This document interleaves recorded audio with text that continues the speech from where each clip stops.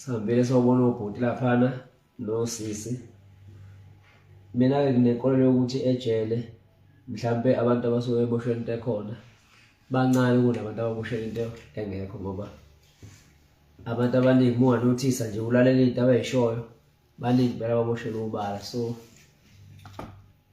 ngasho ngithi angazi kungenzeka kanjani ukuthi uhulumeni-ke ngenelele ngicubungule kahle amacala abantu, ngoba kubuhlungu ukuhlala komuntu ejele ehlalela ubala ngempela, ngoba esikhathini samanje kuningi ukukhuluma okuvelayo okukhomba ukuthi nabantu ababoshelwe ubala. So nangendlela-ke nje into engiyoyibonga ngibone nabafundi ababizwa ngojele, indlela abaphethe ngayo abafowethu angazi noma bebaphethe ngoba nakho kukhona thina noma babaphatha kanjani. Vele indlela bebaphethe kahle ngakhona kukhomba ukuthi nje kuyezwana lapha phakathi, ababathathi njengey'boshwa, babathathe njengabantu abagciniwe.